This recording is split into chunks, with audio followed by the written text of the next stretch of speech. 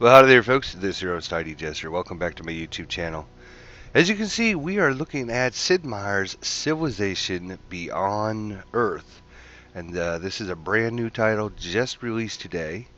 For those of you who don't know what it is, it's basically Civilization, but you're going to be doing it on a foreign planet, a planet out in space. And a lot of differences to Civilization, but quite a few things that are very similar to any of the Civilization games that you've played in the past, where you're going to start off with one city and you're going to build things in that city to kind of prosper and go out and expand out. And you're going to have other civilizations doing the same thing.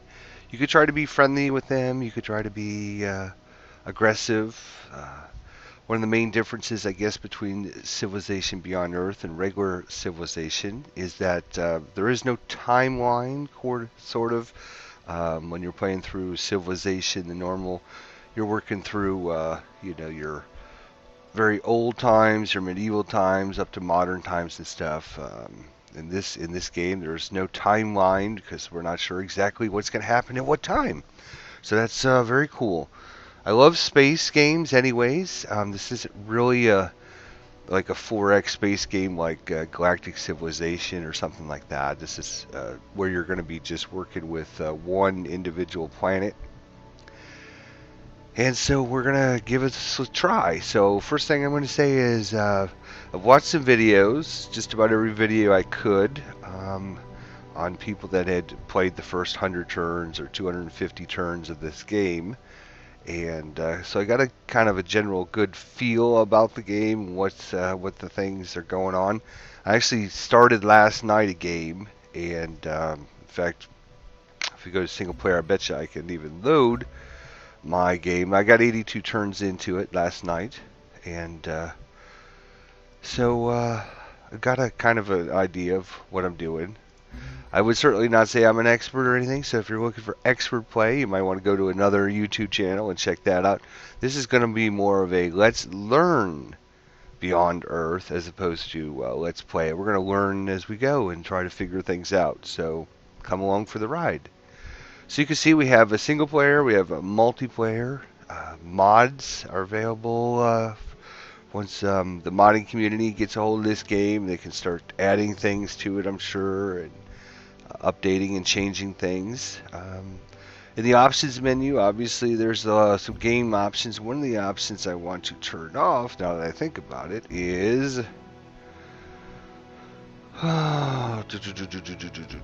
where is it? There's an advisor. Here it is, advisor level. So you can. This is very interesting. At the advisor level, well, actually, if you're very new to Civilization, to go through everything step by step, kind of introduce you to everything. You can see that you can choose new to Civilization. So if you've never played Civilization, you don't know what I'm talking about when we talk about Civilization type games, you just leave the advisor level on new to Civilization, or you can change it. I think what I'll do is just leave that on new to Civilization for those people out there that need some refreshers before they jump into this game.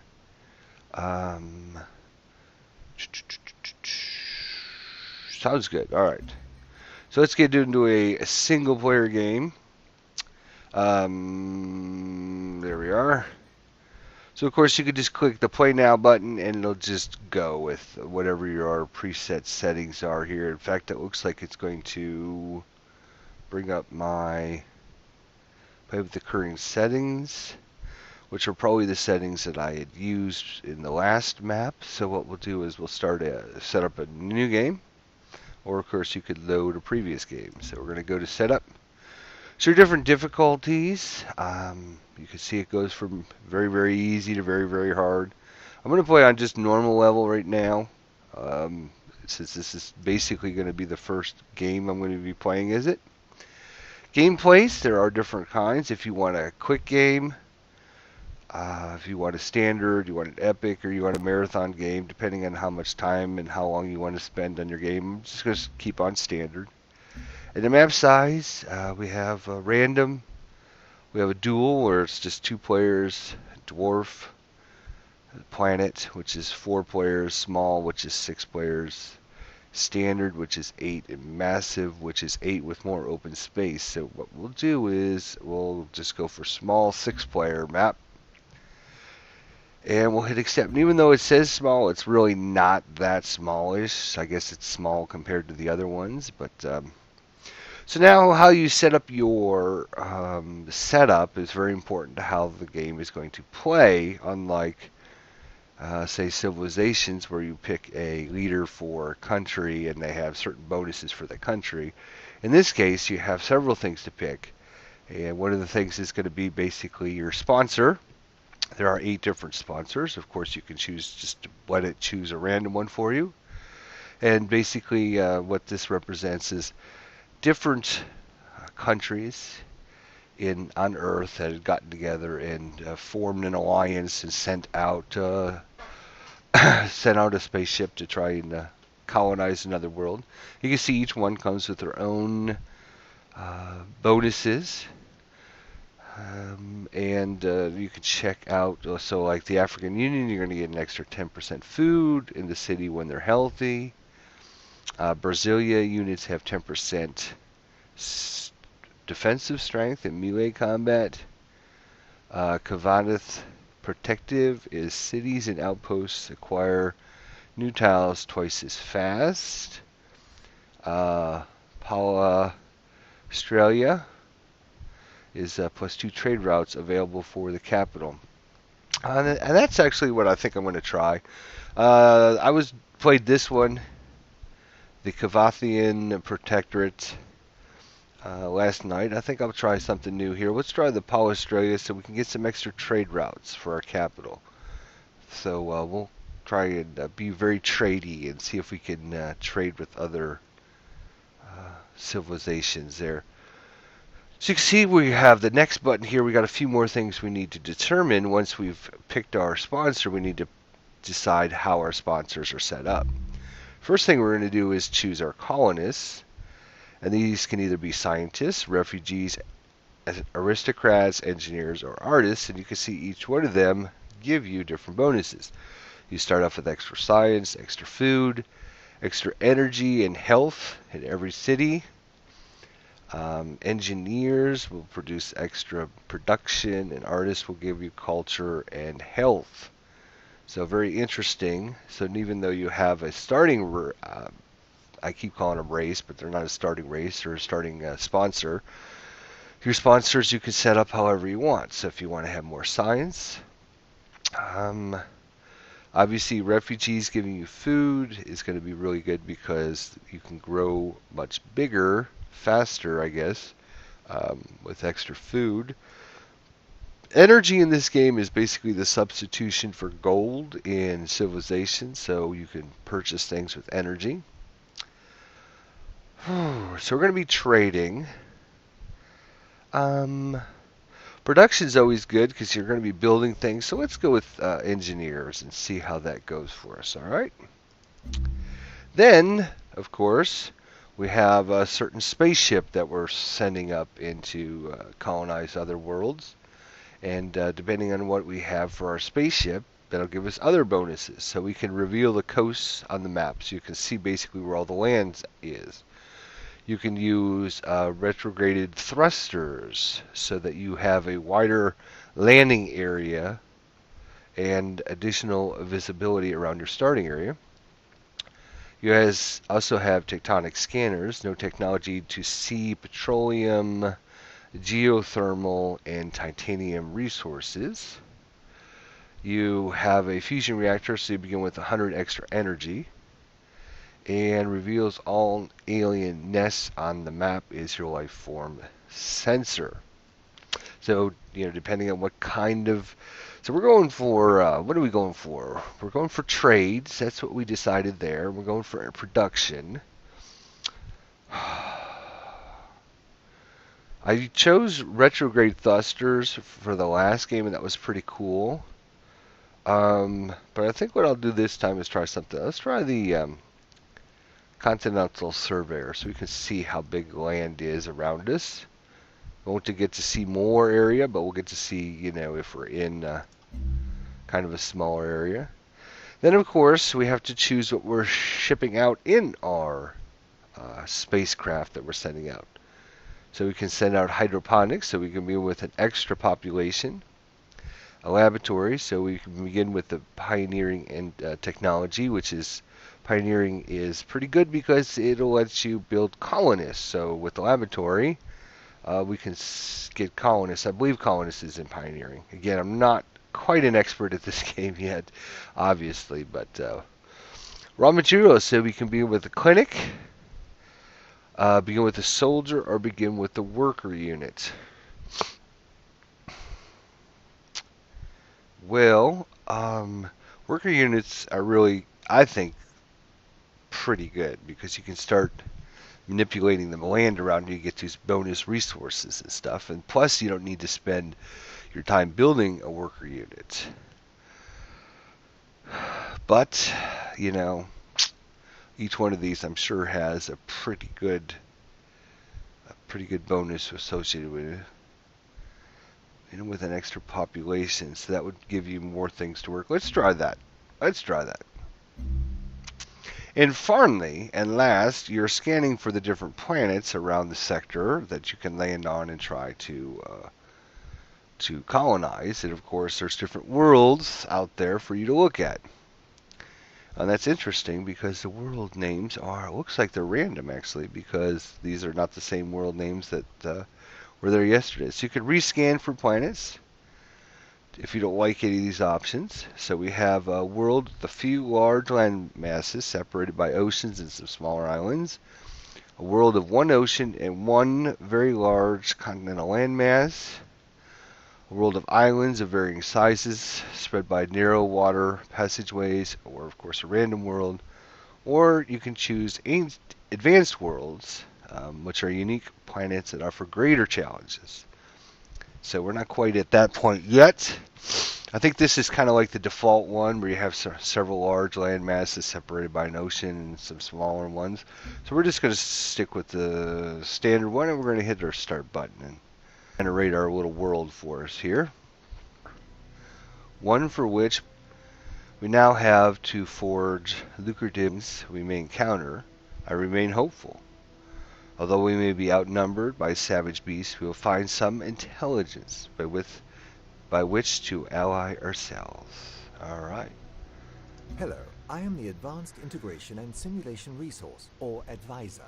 I am equipped to introduce you to the basic systems that will guide your development on this new planet. Additionally, I can provide strategic advice based on situations you encounter. How would you like me to proceed? So again, we can adjust the advisor. Actually, what I think I'm going to do is just put him on new to Beyond Earth, so he doesn't give us too much.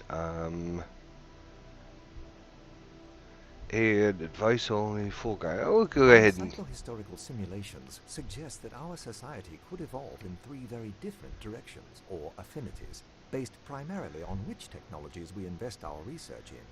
As we level up in a specific affinity, we will gain benefits which will help us adapt to life on this planet, and unlock powerful upgrades to our military units. So you can see there are three affinities: purity, supremacy, and harmony. And depending on how you interact with the life forms, your strategy with dealing with them will send you down some of these different paths towards purity, supremacy, or harmony. Orbital surveys of the planet's surface indicate an abundance of native life forms, but no... Alright, so we're just going to go ahead and bypass that. Location for our people to make planetfall. This will be the site of our first great city. Select a plot within the red border to land. Okay, so we can choose only one of these four. You can see one of those other options we had set up was the advanced pyrotechnic jets or whatever. It gives you a bigger area to choose. Obviously, we only have one of four spots to choose from. We could choose here, which would give us next to the water, which would give us extra food. Well, we got the shaft, I think. We didn't get very good tiles at all. I mean, you can see this tile down here is 3 food and 2 energy. I'd like to get production. We only have 1, 2. Here's a couple production tiles here. So if we start here, we'd be by the water, and we'd have a couple extra production. And we'd have access to this food, and then this food. There is miasma in these 2 spots. So miasma is basically alien gases that will harm your units unless you become affiniated with it. I don't even know if that's a word, but if you become one with the world, you can actually use this to your advantage instead of your disadvantage. So depending on how you play, again, very interesting things. I think we're going to choose right there. We need the extra production.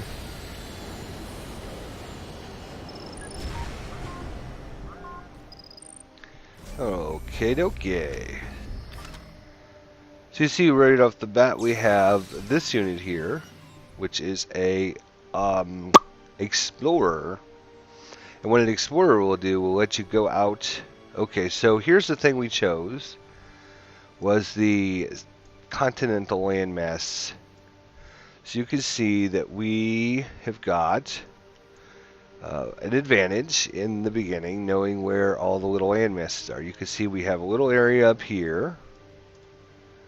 We have a big area down here, so probably want to send our explorer down to this general area. And then we got a little area over here. So we got a we got like a 3-pronged world. We got our landmass. We got an area down here, an area to our east, and an area to our north that we have to worry about, I guess. You can see there's another huge single landmass there. Looks like a little island there. Nothing in here. That's interesting. Couple islands there. Couple islands. So I have a feeling we're going to be... a couple people are going to land on our island. There seems to be only a couple big islands here to fight over. Alright. So, explore. Where are you going to go? Let's... oops. Thank you. Well, we might as well start sending you this way and see what you have here. Alright, so the first thing we need to do is decide on what we're going to build with our city. We got the old Earth relics, which gives us extra culture. We have a clinic, which gives us extra science and extra health. Health right now, up here in the top right-hand corner. It's basically your morale of your civilization. And right now you can see we're at stable. Green, I guess, is stable. 0 or higher. And it gives us 20% speed towards outpost growth. We get 9 positive and 5 negative. We also have energy. Energy is basically your income, your money, of course our science, and of course our culture. Now culture is interesting because culture now gives you... The screen allows you to choose the virtues that will shape your civilization. You spend your accumulated culture to acquire them. The deeper you go in each row or column, the more bonuses you will earn. Yes. So there are 4 virtues: might, prosperity, knowledge, and industry. When you earn points, you can put these into virtues, and each virtue will give you certain bonuses. Not only that, but when you have a certain amount of virtues, either in the row or the column, you get bonuses as well. As you can see here, if you get 1, 2, 3, 4, 5 of the might virtues, you get a synergy bonus. It gives you 5% defensive strength and ranged strength for all units.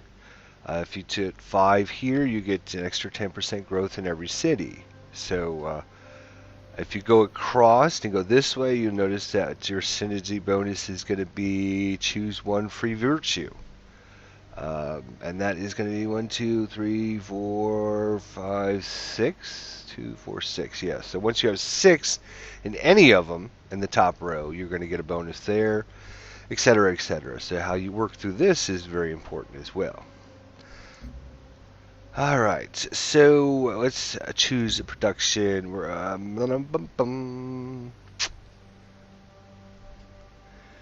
to choose the Old Earth relic because I think culture is very important. And now research. So, unlike the Tech Web provides a bird's eye view of the technologies that may be discovered and how they are connected. There you go. Technologies come in 2 types: branches and leaves. Branches represent broader technological ideas and cost less research. Leaves are more specific and are more expensive. So you can only research things from which you have currently researched. So for example, I can't do bionics because I haven't researched anything that connects to bionics.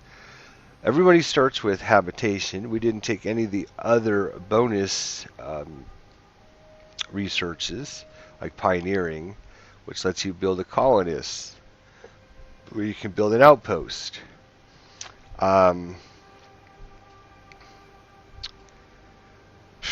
And that would save us, 20 science that if we would have chose that option, but we wouldn't have got the other bonuses that we got. You can see that each one of these have different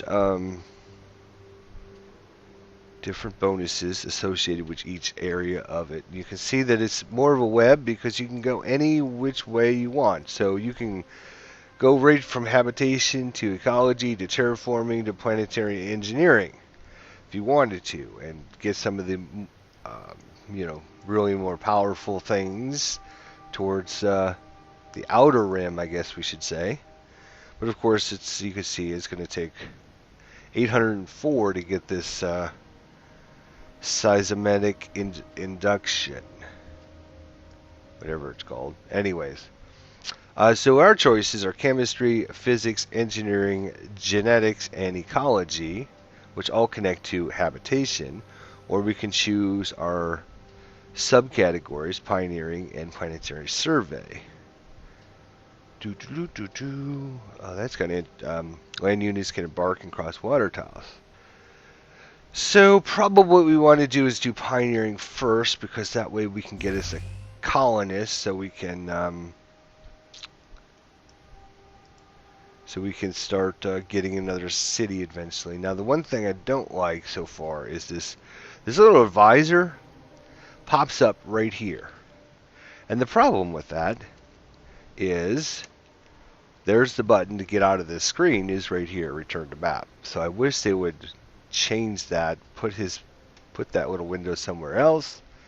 Of course, you could hit the escape key like I did, but it's just an unnecessary step that needs to be taken care of. All right. So victories have been updated. Here are victory conditions. So we have the Promised Land. These are different quests that you get: Transcendence, Contact, Domination, and Emancipation.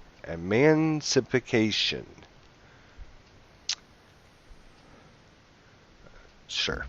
Sounds good. Let's go to the next turn. Alright. Looks like we are in Desert World. Right now, anyways. More desert. We're starting in the middle of the desert world. Interesting. Alright.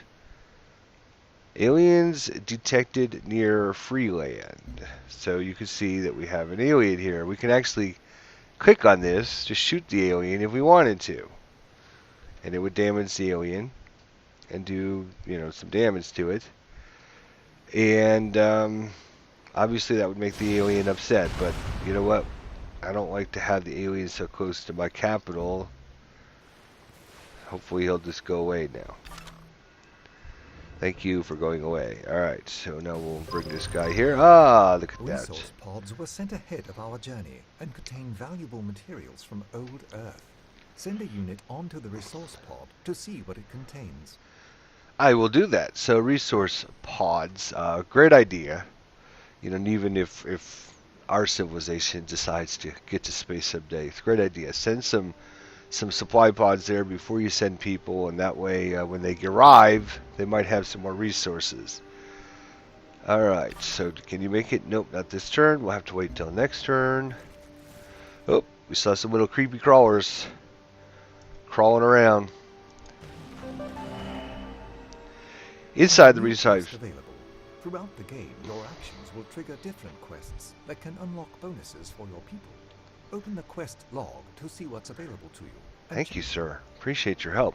Inside the research pod, you found a cache of laboratory equipment from old Earth made with precision techniques that are difficult to replicate on this planet. The equipment is eagerly welcomed by your scientists, providing us 16 research. Yay for us. Alright, so we haven't really talked about some of the things going on in the world yet, but do you see this little gaseous stuff? That, like I mentioned, is miasma. Some of this other stuff, I'm not even sure what it is yet, but you can see this is a float stone up here in the top corner. It kind of tells you it's or not the top corner, but right over here for some reason. Not sure why it doesn't show you down here in the bottom or just pop up over your mouse, but it's a float stone. It's a tundra, miasma, and one food. This here is fungus. Gives you some food and production. This is Farixis, which is great because everybody knows that Sid Meier's Beyond Earth is made by Farixis. So to actually have a resource called Farixis is pretty cool. What is this stuff here? That's fiber. So some of these things you can actually harvest with your xenomass, your float stones, and your Farixis. You can start gathering these resources once you have the different technologies. There are also other important resources which we looked at earlier, which were titanium, iridium, and I don't know. I forget what the names were, but I'm sure they'll be important here. Alright, so we're still scouting out. We're not really... Oh, there's the aliens. So the thing with the aliens are, each of them have this little symbol over their head, and this symbol basically gives you their their attitude towards you. Green, you know, they're kind of friendly. They're not going to attack you. You could walk up next to them, and they're not, you know, normally not going to try to do anything unless you get near their nest. Probably in here somewhere is their nest. If we get near their nest, they will automatically attack you. Then if they're not green, they go to yellow and then red. Yellow means they're angry and they will attack you if they see you, and I think red is they will actually hunt you down and try to kill you type thing. So you, depending on how you interact with them, I can actually shoot them in the face, which I will do. Do some damage to these guys. And these nests, wherever it is, probably in here somewhere, will keep spawning guys turn after turn after turn, and pretty soon there'll be a bazillion of these guys running around if you don't manage them. Not only that, but our explorers are very susceptible to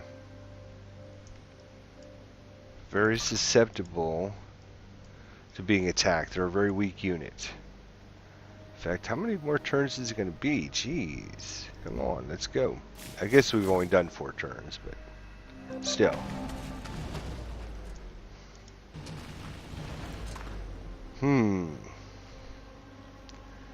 Alright, little explorer dude. So the thing with the explorer you want to make sure you realize is it has this expedition modules, and one of the things it can do is you can find old crashed satellites and different things and set up a little encampment and spend a few turns, and you might find something there at location. But you see I have expedition modules 1. When I do that, it will no longer have an expedition module, and you need to take that unit and send it all the way back to your capital so we can get some more expedition modules. So you can't use this guide to, you know, if there was a site here I could expedite, I'd come down there and start. And then once I finish that, I'd have to send it back to my capital. And even if there was another one right here, because I only have one expedition module in it. So it's very important you understand that. Because yesterday I was like, well, why can't this guy get this? And then I'm like, oh, I understand why. So you're coming towards my city again, really? Well, okay. Alright. Oh, and now we're going to stop in the miasma. That's into a cloud of strange alien miasma. Yes. This miasma is toxic and will damage our units and equipment if they remain here. Yes. Until we understand this substance better, we should avoid it if possible. This is going to be bad, I think. Hang on, folks. Oh, sorry about that. Phone calls. Interrupting the most important thing of my day, which is helping you understand how to play this game. As we try to figure out how to play this game, I should say. Alright, so yes, miasma, bad. We got it. Choose production. So we finished something. We finished the... yeah, I think we should...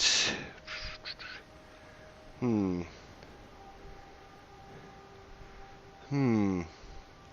think we will do the worker. We need to get some better tiles here, especially since we're out in the middle of nowhere now. So you have this little menu that pops up. Now you can also click on your city's names, and it'll take you to a more civilization-ish type of look, where you can actually say, you know what, I want you to work this tile and this tile, or whatever. Actually, working this tile might be pretty good. We have to buy it for 50, but we get us an extra food. We have 53, so let's go ahead and buy it for 50. There we go. And now I want you to work that tile. Instead of the 2, 3, I want you to work the 3, 2. Duh. Alright. You can also come in and change your production. You can purchase, if you have the money. Obviously, you don't have the money now, but that might have been a bad move. But, I'm thinking for the extra food, it's worth the 50 energy right now. We'll see, though. We'll see. Okay, next turn. Here we go. So this is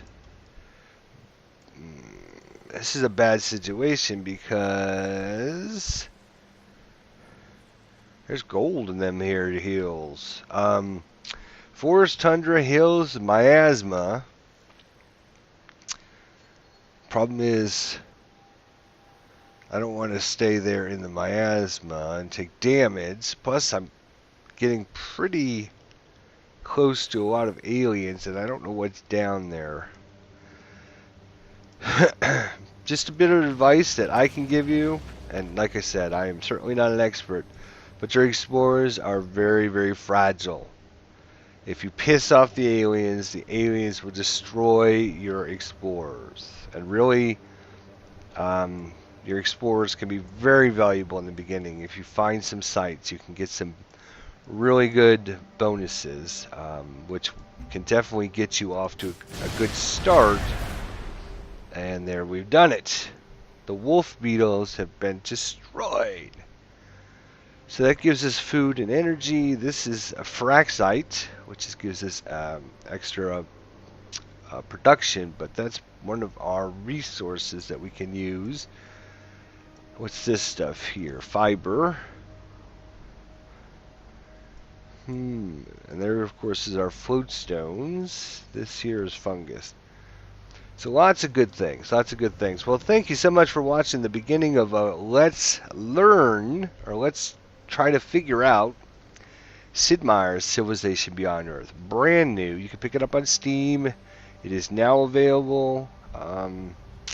$49.99 or your local equivalent out there. And hopefully you've had a good start here with me. And we'll continue to... come back and watch the next episode. So thanks so much. We'll see you next time, folks.